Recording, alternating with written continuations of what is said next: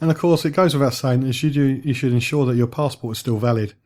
Some countries will not let you in if your passport has less than 6 months to run after the date of entry. Others require 2 or more blank pages for visa on arrival systems. So you should check your UK passport details too, and again on the Facebook page there'll be a link for that too.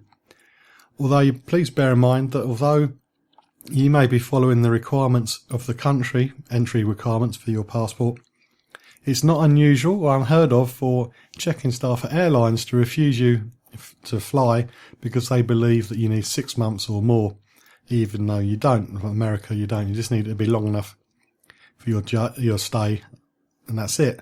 So sometimes I wouldn't like to say job's worth, but somebody who won't listen to reason or won't refer may refuse you boarding. So if you do have a passport that has less than 6 months to go and you know that it's legitimate for your journey, take as much paper backup as you can to thrust into the check-in staff's face if they won't let you on. You can follow me on Twitter at holiday_hut. Still to come, travel news, but at the moment I'm talking about planning and researching your holiday. The location is the most important choice to make. Unless you're looking for a fly and flop holiday, this is probably the hardest choice to make as so many factors are involved in finding the right location. The location can be an easy choice, such as if you're looking to take part in a particular activity, then the location will choose itself. For example, if you want to see humpback whales, then you need to find the best place in the world to do that within the restrictions of your travelling dates. If you want to see or take part in a particular festival, then it also makes the choice of the location easy as well. And also, there's another way of reducing the options, and that's to stick to the non-stop destinations served by your local airport. Now, fly and flop holiday, tour operators' websites can be useful because they list all the positive features of a particular resort. Thomas Cook and Thompson are good places to start, but do remember that only the positive features of the hotel resort would be listed by the tour operators. It's unlikely that all the negative parts are going to be listed too. So the best use of a tour operator website is to find out what you'll be getting for your money if you was to book with that particular company. Just use them as a rough guide to help you narrow down the choices. Resort and hotel information should always be backed up with your own research. So if you need to check your favoured location for the truth, the common way is to use review websites, which I mentioned last week.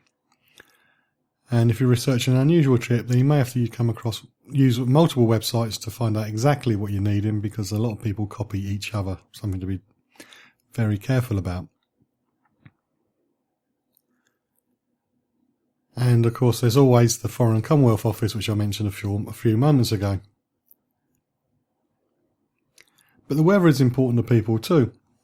A travel person has just posted on a website, a discussion group about where should I go for this month, and you're thinking, well, you're a travel agent, you should know. But anyway, in the old days, the brochures told you the weather, and it was a tiny little graph which may have had a comparison with the weather in London.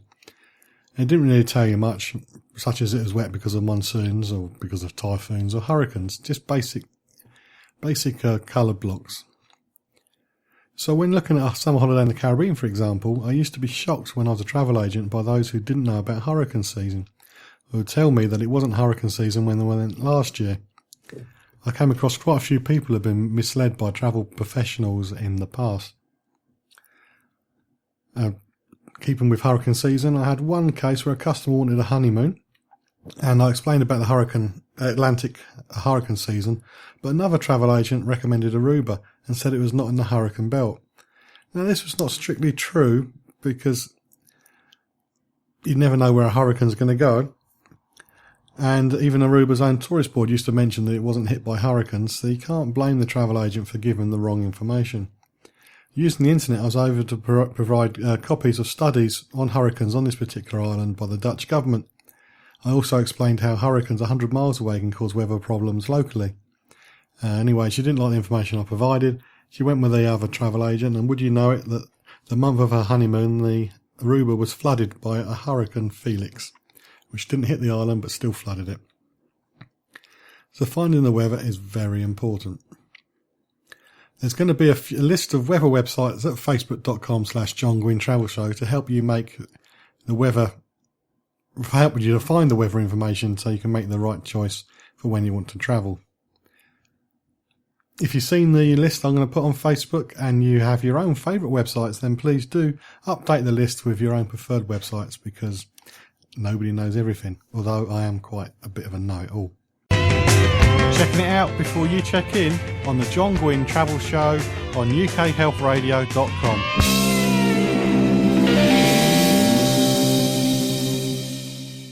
And now, travel news.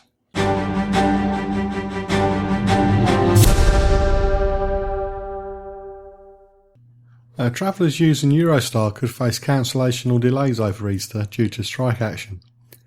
Around 100 staff at St Pancras are being balloted for industrial action over the alleged victimisation of a union representative. The Rail, Maritime and Transport Union, or RMT, said that if its members vote in favour, the strike will go ahead on March the 25th. The union claims that an RMT representative and train manager is being victimised for objecting to managing a train along a section of the Eurostar route on her own. The union is insisting that the working alone is unsafe and the manager is within her rights to refuse. Eurostar says it is in discussion with the union and hopes to find a solution. Some crime in France to talk about now. 4 women tried to rob tourists on the Paris Underground by using fireworks to simulate a terrorist attack, according to a story in the Daily Mail. The young Romanian women were arrested after letting off bangers in the metro station close to the Louvre Museum, and they were using the fireworks obviously to give the impression of gunfire. They then began stealing as services stopped and people started to run all over the place in panic. A Paris police spokesperson said that the 4 women, who have not been identified, were in custody. It was also reported that earlier in February, police broke up a network that was stealing from tourists in Disneyland Paris. The police spokesperson said that child pickpockets posed as tourists wearing Mickey Mouse ears. They acted in small groups and with one creating a distraction while the others stole from the unsuspecting tourists. I mentioned the Foreign Commonwealth Office website earlier, and that's an ideal place to keep an eye on where you're going in case there's any crime. I was reminded about some problems at Barcelona airport where people were losing their suitcases before they even got out of the airport. And there was a travel convention in Barcelona, loads of travel agents, and you would have thought they would have known better, but some travel agents did lose their suitcases because they became distracted and somebody made away with their case. So this is another reason why you should check out the FCO website just to see if there's any crime updates that you should be aware of before you go away on holiday. More industrial action that may happen and may affect loads of travellers. British Airways staff are threatening to take industrial action following the airline's decision to deduct increased national insurance contributions from their pay. The GMB union said that the airline was planning to pass on its national insurance liability of 3.1% to employees from the 6th of April. Government changes mean that employees will have to pay an extra 1.4% in national insurance contributions, and employers also have an additional contribution to make, but the GMB said BA decided to pass on the company NI in a liability of 3.1% to its staff, which means employees will pay an extra 4.5%, or they're going to lose 4.5% of their pay. It plans to hold a ballot to see if members are prepared to take industrial action over the decision. The GMB union represents thousands of BA staff working in several areas including passenger services, security, engineering, cabin crew and ground handling. Also, the union members at Heathrow are planning to have a rally on the 7th of March about the outsourcing of IT jobs to India. The union claims that the consultation will bring staff from India into work into the UK, replacing former BA staff, which it claims is an abuse of current visa regulations. The problem with strikes when it comes to transport is going to affect so many holiday makers. Let's hope that the Eurostar and this one gets sorted before any action is taken and people have their holidays ruined or their important travel stopped. But sticking with BA, British Airways has strenuously denied newspaper reports that it kept an aircraft in service even after it was reported to be infested with bedbugs. Reports claimed this week that the plane stayed in service even after passengers travelling in economy reported they were bitten on a flight from the US to Heathrow.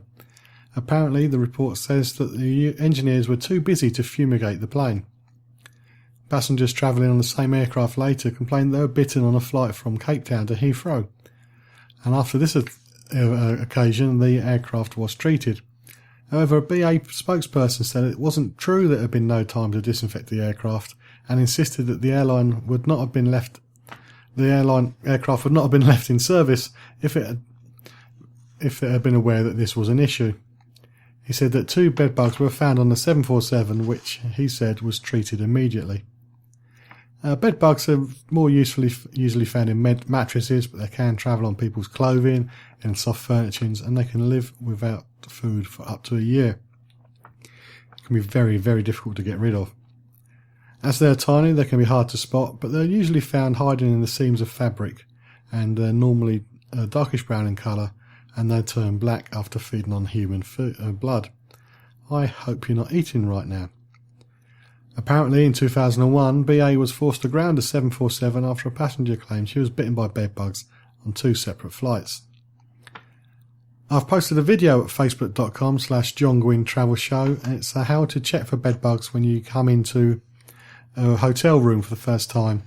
Bedbugs can be a problem. Back when I was a travel agent, at the beginning of when I was a travel agent, there was a massive problem with bedbugs in New York. And I remember when I do my talks, I show pictures of people who've been bitten by the bugs, and it can be quite nasty. But anyway, the video is worth watching. It's a good tips to have a look at. And it doesn't matter how posh or how expensive your hotel is, they can end up anywhere.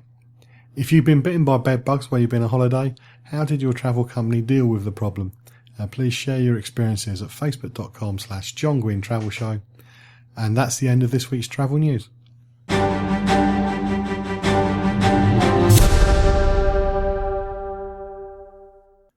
Well, we're at the end of this week's show. I hope you enjoyed the information that Peter shared about Gascon Cycling Tours. It's great to speak to somebody who's passionate about the travel offering that they have, and I'm sure they're going to have a very busy summer with people cycling around France. If there's any aspect of travel you'd like to be seen covered in a future show, please let me know at facebook.com/John Guinn Travel Show. Topics that are coming up over the next few weeks include Barcelona and Hawaii. But if there's anything in particular you would like to know about, then do let me know.